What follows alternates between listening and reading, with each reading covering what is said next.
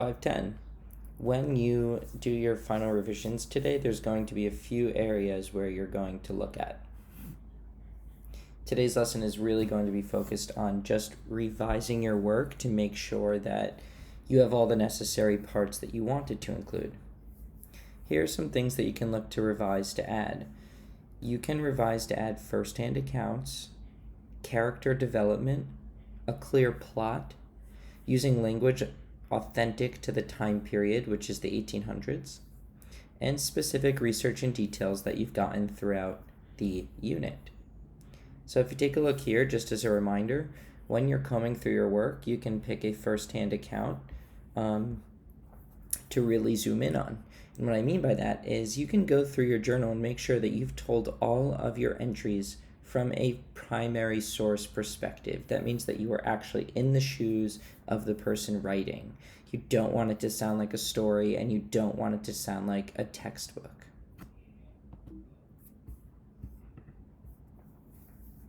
You can include character analysis in your writing. That means that you can really look to include internal and external dialogue. The way you do that is by showing the clothing that they're wearing, very specific to the person and their mission. The posture, the facial expressions, these are all things that you can write about. External dialogue would be something like literally saying something. It's pretty direct and it tells you exactly what the character is like. We want to work more towards internal dialogue in our journal entries so that our reader can really get to know the character without the writer, which is you, just coming out and writing, my character is this, my character feels sad.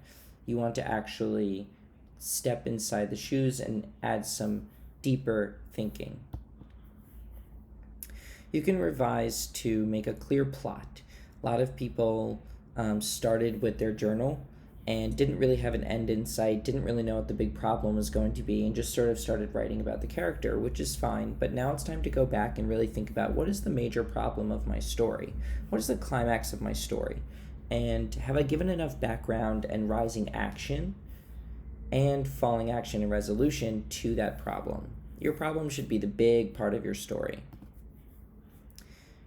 You can include a lot of language and research that is specific to the time period. Here are just some research terms, just a few. You can find so many more. Some research terms that you can include in your writing. Here are some other trails and research that you can include. Pony Express is a big one. Something else that I've noted that I think a lot of people should really work to include is their research here.